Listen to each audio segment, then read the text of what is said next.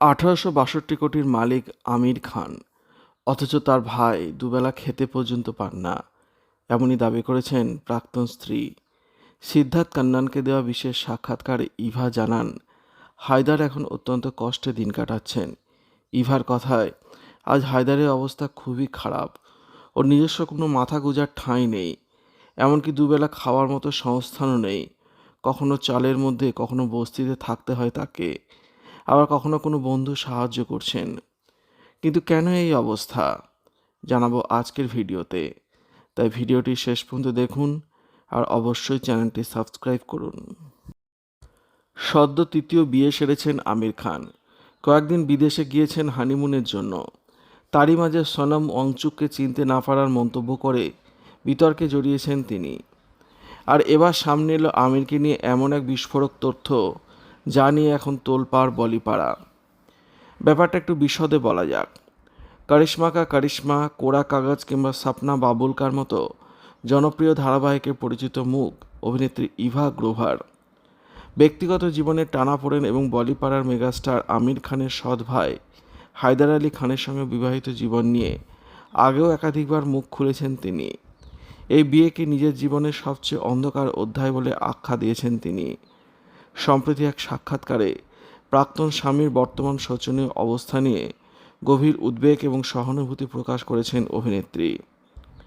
এক বিশেষ সাক্ষাৎকারে ইভা জানান, হায়দার এখন অত্যন্ত কষ্টে দিন কাটাচ্ছেন। ইভার কথায়, আজ হায়দারের অবস্থা খুবই খারাপ। ওর নিজস্ব কোনো মাথা গোঁজার ঠাঁই নেই, এমনকি দুবেলা খাওয়ার মতো সংস্থানও নেই। কখনো কোথাও কোনো বস্তিতে তাকে থাকতে দিচ্ছে কেউ দয়া করে, আবার কখনো কোনো বন্ধু সাহায্য করছেন। বিষয়টা ভেবে আমার খুব কষ্ট হয়। যা হওয়ার তা তো হয়ে গিয়েছে, কিন্তু মানবিকতার খাতিরে বলতে পারি উনি একসময় আমার স্বামী ছিলেন। হায়দারের এই বর্তমান অবস্থার জন্য ভুল সঙ্গ ও নেশার কবলে পড়ার কথা উল্লেখ করেছেন ইভা। তিনি আরও বলেন, ও চারপাশে এমন কিছু মানুষ রয়েছে যারা ওকে অনবরত মদ খাইয়ে চলেছে। ওর দেখভাল করার মতো কেউ নেই। আমি শুধু একটাই প্রার্থনা করি, যখনই ওর সময় আসবে ও যেন শান্তি পায়। লোকটা জীবনে অনেক কষ্ট পেয়েছে। নিজের দাম্পত্য জীবনে ভয়াবহ অভিজ্ঞতার স্মৃতিচারণ করতে গিয়ে ইভা জানান, বিয়ের আগে তিনি জানতেনই না যে হায়দার সিজোফ্রেনিয়া নামক মানসিক ব্যাধিতে আক্রান্ত। তিনি বলেন, আমাদের বিয়ের ঠিক 3 দিনের মাথায় আমি ওর হিংস্র রূপ দেখি। ওর সিজোফ্রেনিয়া ছিল, কিন্তু তখন ওই মারাত্মক রোগের গভীরতা তিনি বুঝতে পারেননি। বিয়ের আগে মাত্র 18 দিনের পরিচয়ে আমি শুধু ভদ্র রূপটাই দেখেছিলাম, কিন্তু বিয়ের মাত্র 3 দিনের মাথায় এক অন্তরঙ্গ মুহূর্তে ও আচমকায় আমাকে মারধর করতে শুরু করে। কেন এমনটা হচ্ছিল তখন আমি কিছুই বুঝে উঠতে পারিনি। সংসার বাঁচানোর আপ্রাণ চেষ্টার কথা বলতে গিয়ে ইভা জানান, আমার বিবাহিত জীবনে মারাত্মক শারীরিক হিংস্রতার ভরা ছিল। তবু সংসারটা বাঁচানোর খুব চেষ্টা করেছিলাম। ভেবেছিলাম একটি সন্তান হলে হয়তো সব ঠিক হয়ে যাবে, কিন্তু পরিস্থিতি আরও খারাপের দিকে যেতে থাকে। মেয়ে হওয়ার পরপরই আইনে বিচ্ছেদের প্রক্রিয়া শুরু হয় এবং আমাকে মায়ের বাড়ি পাঠিয়ে দেওয়া হয়। ইভার সংযোজন, আমার কাকা এবং আমার শুটিং ইউনিটের সহকর্মীরা আমার মাকে বোঝান যে আমার অবস্থা খুবই আশঙ্কাজনক। আমার সারা শরীরে কালশিটের দাগ ছিল। সবাই বলেছিল ওখানে থাকলে আমি আর বেঁচে ফিরব না। অবশেষে আমাদের আইনি বিচ্ছেদ ঘটে। আমির খানের সৎ ভাই হায়দার আলী খানের বিরুদ্ধে মারাত্মক এবং বিস্ফোরক অভিযোগ তুলেছেন তার প্রাক্তন স্ত্রী অভিনেত্রী ইভা গ্রোভার। 90 দশকের জনপ্রিয় ধারাবাহিক কারিশ্মা কা কারিশ্মা কিংবা সালমান খানের রেডি ছবির পরিচিত মুখ ইভা সম্প্রতি এক সাক্ষাৎকারে তার দাম্পত্য জীবনের এক ভয়াবহ অধ্যায়ের কথা প্রকাশ্যে এনেছেন। তার দাবি, কাজ এবং টাকার জন্য প্রযোজক ও পরিচালকদের সঙ্গে শারীরিক সম্পর্কে লিপ্ত হওয়ার জন্য তার উপর মারাত্মক মানসিক চাপ সৃষ্টি করতেন হায়দার। সম্প্রতি এক সাক্ষাৎকারে ইভা তার জীবনের এই অন্ধকার দিনগুলির কথা ভাগ করে নিয়েছেন। সঞ্চালক যখন তাকে প্রশ্ন করেন, হায়দার কি কাজের বিনিময়ে কিংবা সংসার খরচের জন্য তাকে অন্য পুরুষ কিংবা পরিচালকদের শয্যাসঙ্গিনী হতে বাধ্য করতেন, ইভা উত্তর বলেন, ও আমার সামনে এমনই একটি প্রস্তাব রেখেছিল এবং মারাত্মক চাপ সৃষ্টি করেছিল। ইভার কথায়, তার কাছে কাজের অভাব কোনোদিনই ছিল না, কিন্তু হায়দার ও তার পরিবারের জন্য ইভা নিজের ফিক্সড ডিপোজিট ভেঙেছিলেন, গাড়ি বিক্রি করেছিলেন, এমনকি কাজ করাও বন্ধ করে দিয়েছিলেন। আমার প্রাক্তন স্বামী আমাকে পরিষ্কার বলেছিল, তাতে কি হয়েছে, করতে তো হবেই, সংসার চালাতে হবে, বিদ্যুতের বিপুল বিল মেটাতে হবে, সন্তানের জন্য টাকাও দরকার। ওই দিনই আমার সব ধৈর্য শেষ হয়ে যায়। এরপর আমি আর পিছন ফিরে তাকাইনি। ইভা আরও জানান, হায়দার সিজোফ্রেনিয়া রোগে আক্রান্ত। বিয়ের সময় তার এই মানসিক অসুস্থতার কথা ইভা জানতেন না। বিয়ের পর থেকে তার উপর চলত অমানসিক শারীরিক নির্যাতন। গায়ে একাধিক কালশিটের দাগ দেখে পরিবারের লোকজন দুশ্চিন্তায় পড়ে যেতেন।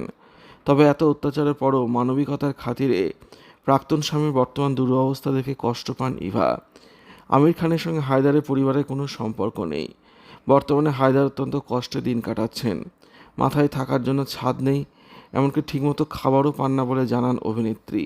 করিশ্মা কা করিশ্মা, সারা রাত এবং বড়ে আচ্ছে লাগতে হের মতো ধারাবাহিকে অভিনয়ের জন্য সর্বাধিক পরিচিত অভিনেত্রী ইভা গ্রোভার সম্প্রতি তার ব্যক্তিগত জীবনের একটি অন্ধকার অধ্যায় নিয়ে মুখ খুলেছেন।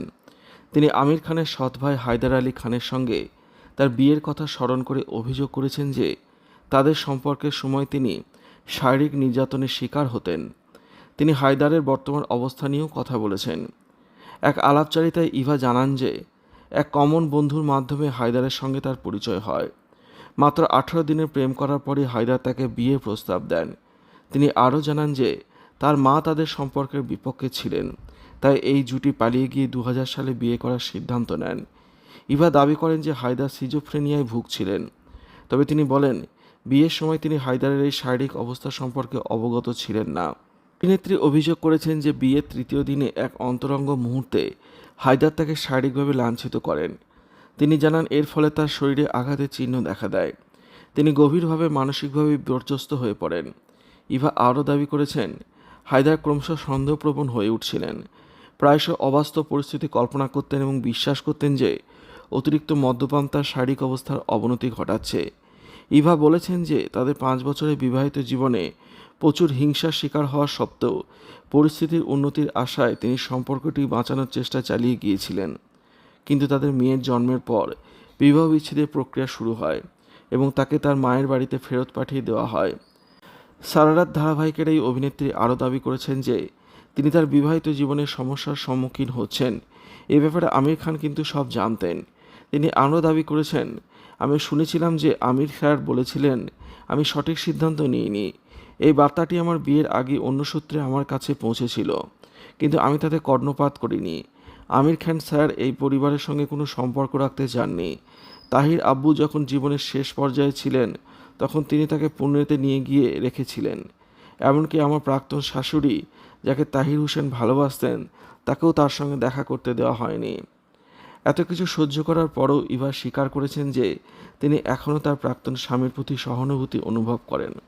হায়দার এখন কঠিন পরিস্থিতিতে জীবনযাপন করছেন বলে উল্লেখ করেছেন তিনি। তিনি বলেন, আজ হায়দারের অবস্থা ভালো নয়। তার কোনো বাড়ি নেই, খাবারের জন্য তাকে সংগ্রাম করতে হয়। কখনো কেউ তাকে বস্তিতে থাকতে দেয়, কখনো কোনো বন্ধু সাহায্য করে। আমার কষ্ট হয়, যা হবার তা তো হয়েই গিয়েছে, কিন্তু মানবিক দৃষ্টিকোণ থেকে সে সবসময় আমার স্বামী ছিল। সে এমন একজন লোকের দ্বারা পরিবেষ্টিত ছিল যারা তাকে সবসময় মত দিতে থাকে। তার দেখাশোনা করার এখন আর কেউ নেই। আমি শুধু প্রার্থনা করি যে তার সময় যখন আসবে সে যেন শান্তি পায়। সে অনেক কষ্ট সহ্য করেছে।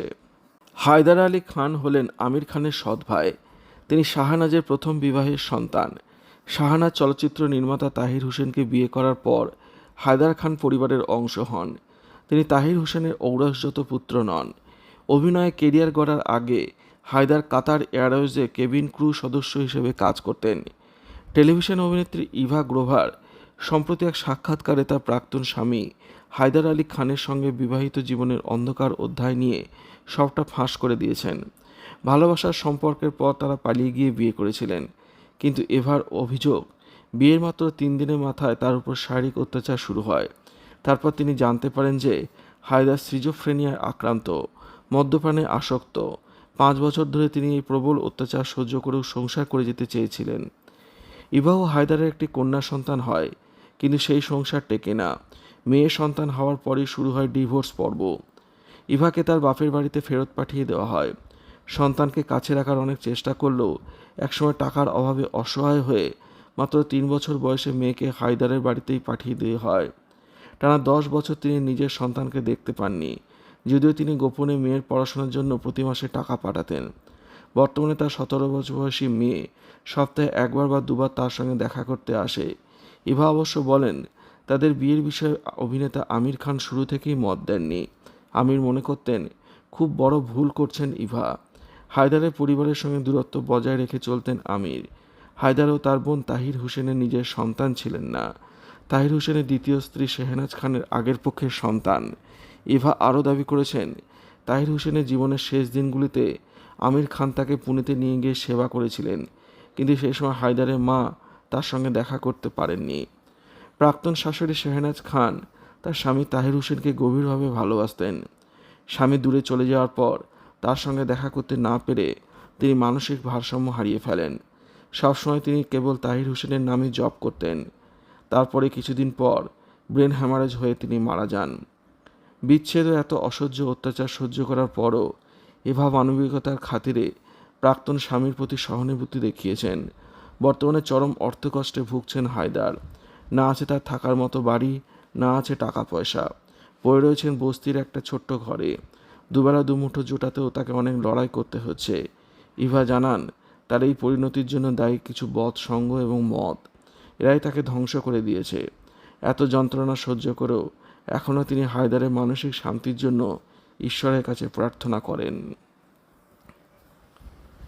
ভিডিওটি আপনার কেমন লাগলো কমেন্টের মাধ্যমে লিখে জানাবেন। ভালো লাগলে শেয়ার করবেন আর চ্যানেলটি অবশ্যই সাবস্ক্রাইব করবেন। ধন্যবাদ।